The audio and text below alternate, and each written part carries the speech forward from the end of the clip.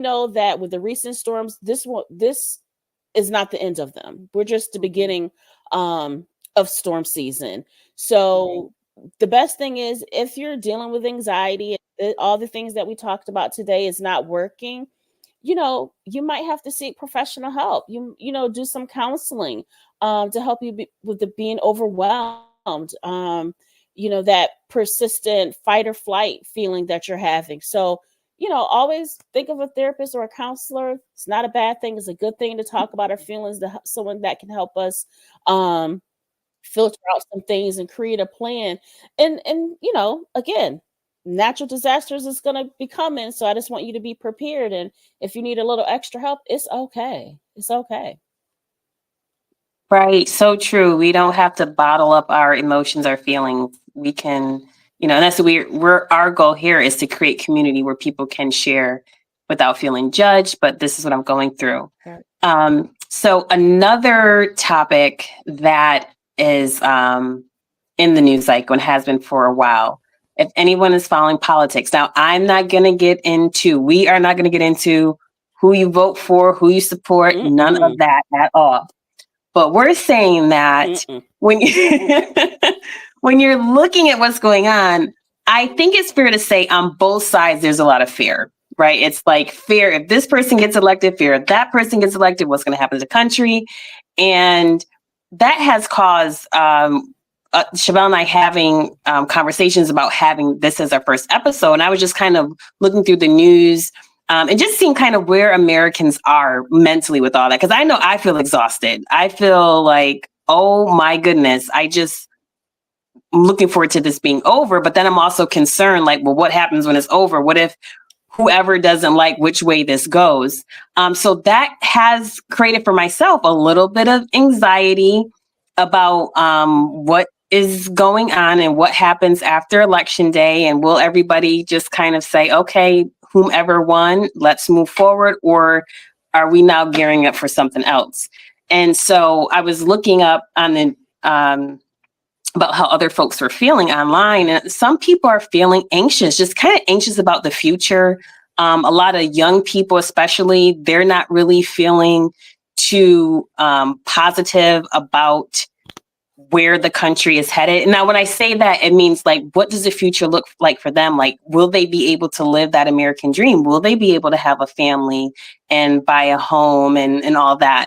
And so just thinking about all that and being a parent and maybe trying to explain that to your kids when you're also feeling like, I'm scared with you. I also don't know, how I feel about this. That's a lot. On top of we're involved with Ukraine right now, what's going on in the Middle East, it's just has been nonstop. So Chevelle, what you said about limiting your media intake, and that can mean social media too. I think that is so important because it can feel very scary right now for a lot of people.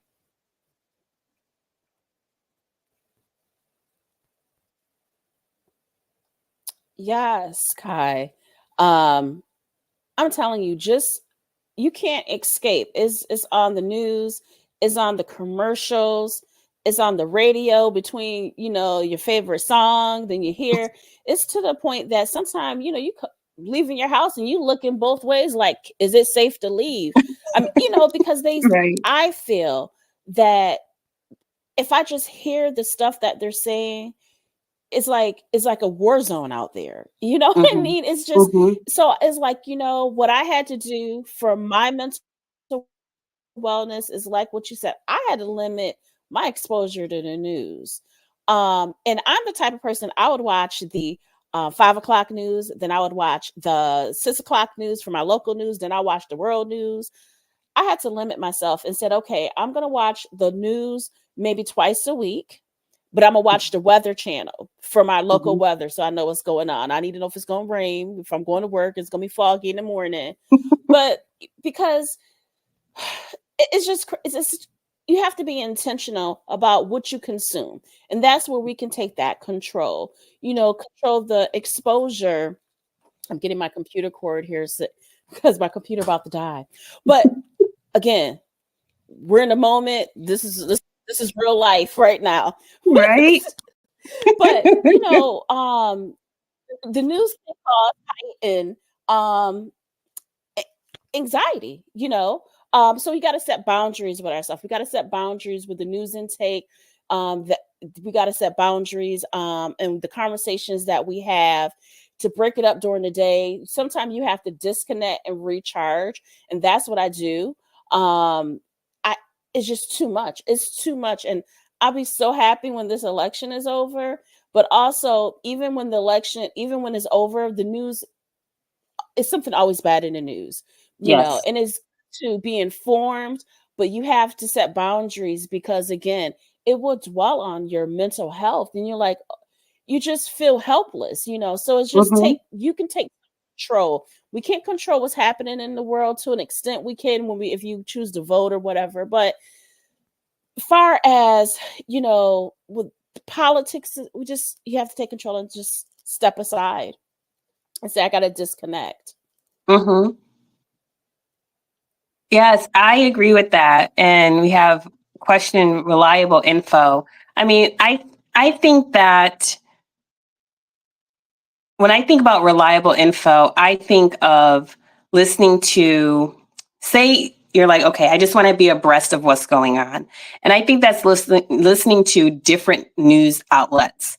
Because let's be honest, we know that there's like more conservative news outlets, and we know that there is, let's say, more liberal. So is there a way that you can find like a middle ground? So I just think this is what I'll put it this way. This is what I do. I look, listen to, read all different type of sources, and then I reach my own conclusion. And so that's what I just kind of recommend for people to do. And that can also help lower anxiety, because instead of me feeling like, oh my God, the world's caving in, I just kind of look at different news sources. And then I'm like, okay, now earlier I did say feeling a little anxious, which is true because other people may not maybe viewing this election or what's going on differently. But I think that because I try to have a level look at what's going on, I can kind of be more measured. So I may be feeling a little anxious, but I can also begin to tap it down, say, okay, Kai, just take a break from this outlet, or let's just watch something else. So I think it's important to read different sources. That can kind of help you have an idea of what's going on. You can still feel a little anxious, but even though you're feeling anxious, because you're not just in fear, you can also think clearly and plan ahead. And I think that's what's so important. I know we lost Chevelle. Should be popping back on. Here she is. She's back. Sorry. That's okay. Can you hear me? Yes. Okay, I told you my computer was dying. And it died. So you're back. So Chevelle, I was just saying, we had a question about the reliable info, and I was just saying that for me personally, I look at all different type of media outlets. Like we all know that there's certain news that may be more conservative and some more liberal. I read kind of everything, and then from there, I make my own conclusion. Now, I still may feel anxious about some things, but as I said, reading different sources allows me to be a little bit more level-headed. And I feel that even though I may be a little anxious, I'm not operating in fear. So I can also plan. Like, okay, I feel a little uneasy about this, so I can plan. I'm like, I'm in paralyzed, can't move because I'm so scared. right. No, I totally agree with you. And I think, you know, we're living in a day of age of technology with information, which is great, but the downside of it, everyone has a camera and a microphone and can sound truthful.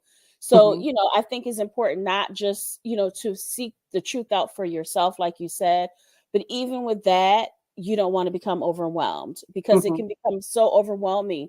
Um, because you just don't know what to believe. But Mm-hmm. you know, we got to use our critical thinking skills, I like to call it, and, you know, seek our information for ourselves, but also we have to create a mental balance with that Mm-hmm. um, because it become overwhelming and really can affect people. I mean, I've had, you know, I'm a social worker, if you guys don't know.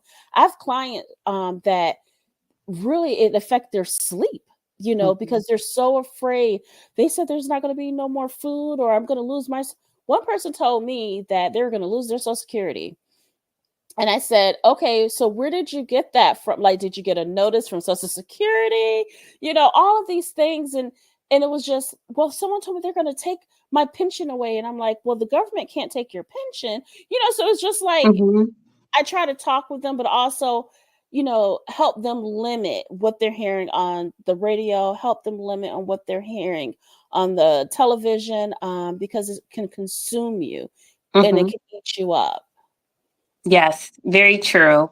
And so I will say this too, what it's been helpful, Chevelle, for me and my husband, is that when you can kind of tell when someone is on that news kick, because we're like, I read this or I saw that. So we would kind of hold each other accountable.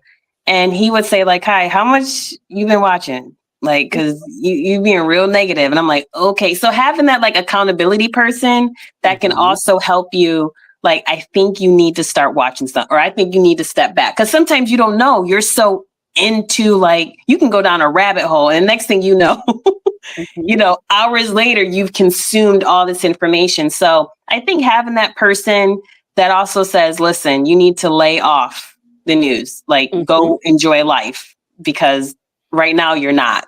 Yes. So like you said, go and enjoy life. So you can focus on what